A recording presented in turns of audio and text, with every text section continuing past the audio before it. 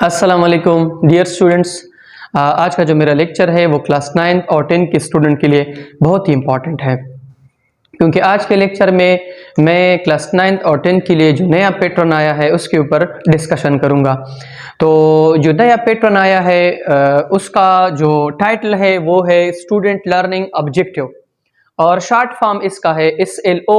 इनमें इस का मतलब है स्टूडेंट, L का मतलब है लर्निंग, O का मतलब है ऑब्जेक्टिव और आउटकम। SLO जो है उसमें जनरली आपने क्या करना होता है कि जब स्टूडेंट एक टॉपिक पढ़ लेता है तो वो ना कि वो अपने बुक से उसको क्लियर करे, बल्कि डिफरेंट सोर्सेस से भी वो उनको क्या करेगा, क्लियर करेगा। जैसे इंटरनेट हो गई या अदर डिफरेंट बुक्स हो गई, तो वो इन सोर्सेस से इस टॉपिक को क्या करेगा, क्लियर करेगा। लेकिन खैबर पख्तूनख्वा की जो बोर्ड्स जो है उन्होंने फैसला किया है कि हम इस बार जो एग्जाम लेंगे वो इसी पैटर्न के मुताबिक लेंगे, लेकिन हम इसमें बुक जो है खैबर पख्तूनख्वा के जो बुक्स है उनके कंटेंट्स को क्या करेंगे, फॉलो करेंगे।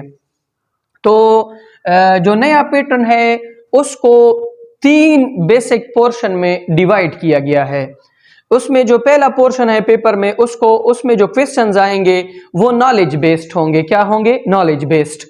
नॉलेज बेस्ड जो क्वेश्चन होंगे उनकी जो परसेंटेज है वो होगी 40%।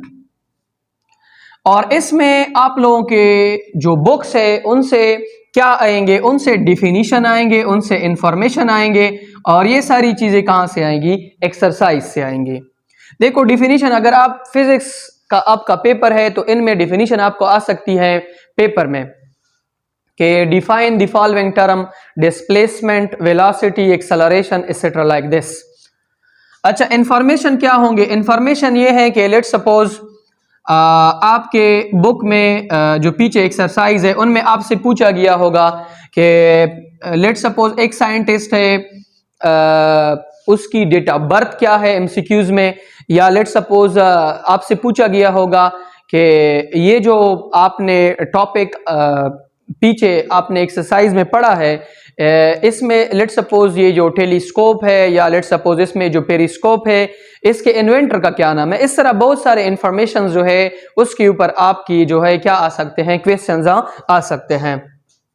और नॉलेज बेस्ड जो स्टडी है उसका जो परसेंटेज है वो 40% होगा, और इसमें डिफिनीशंस, इंफॉर्मेशन और एक्सरसाइज से ये सारी चीजें क्या की होंगी, ली गई होंगी। इसके बाद दूसरा इसका पोर्शन एप्लीकेशन बेस्ड।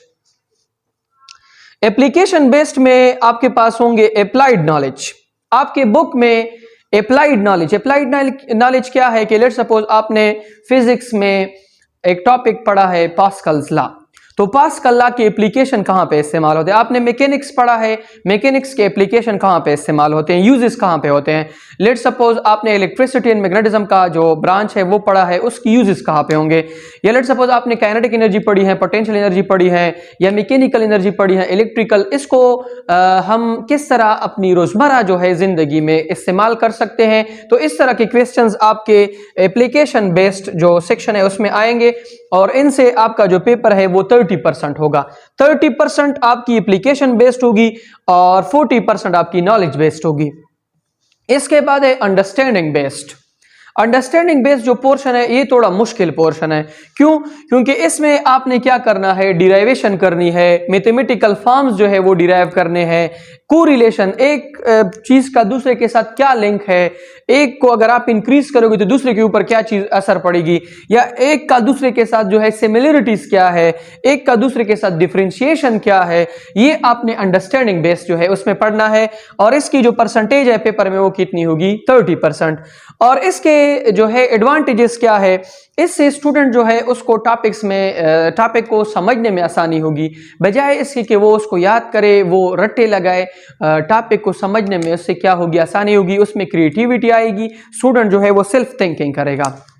और दूसरी जो इसकी एडवांटेज है वो है रिसर्च। स्टूडेंट जो है वो किताबी कीड़ा नहीं बनेगा, बल्कि वो डिफरेंट बुक्स जो है उसको स्टडी करेगा और थोड़ा जो है वो रिसर्च जो है वो स्टार्ट करेगा। और जब भी आप एक टॉपिक को डिफरेंट रिसोर्सेज से पढ़ लेते हो तो आपका कॉन्सेप्ट जो है वो बहुत ज़्यादा क्लियर होता है। तो आप इस वीडियो को दूसरे अपने स्टूडेंट्स के साथ भी शेयर करो।